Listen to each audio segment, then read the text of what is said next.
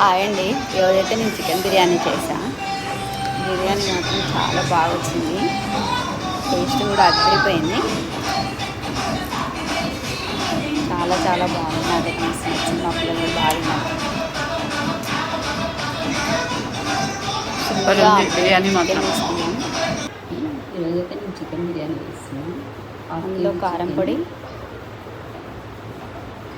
Lemon water, curd, 2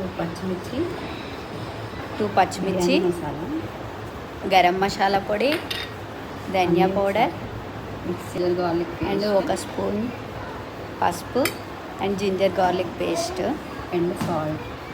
తర్వాత 1 hour పక్కన పెట్టుకోవాలి. 2 స్పూన్స్ గిన్నెలో అయితే రైస్ పెట్టుకుంటాం. సాల్ట్ అయితే స్టార్ట్ చేస్తున్నాం. ఇవన్నీ మిక్సీ చేసా కలిపి పక్కకు పెట్టుకున్నాను 1 అవర్. తర్వాత ఒక గిన్నెలో రైస్, ఒక గిన్నెలో పోపు వేసుకున్నాయి. ముందుగా కలిపి పెట్టుకుని ఆనియన్స్ బ్రౌన్ కలర్ వచ్చేంత వరకు వేయినాయి. ముందుగా కలిపి పెట్టుకుని చికెన్ అయితే వేసేసాను. రైస్ అయితే 70% ఉడికిందని ఉంచుకోవాలి. చికెన్ ఉడికిన తర్వాత ఇందులో వాటర్ తగ్గేంత వరకు చికెన్ అయితే ఉడికించాలి. రైస్ అయితే అయిపోయింది.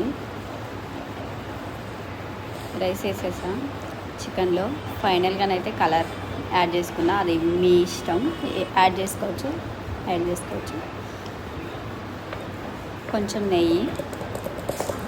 ఫైనల్గానైతే చికెన్ బిర్యానీ రెడీ. మీరు కూడా ట్రై చేయండి.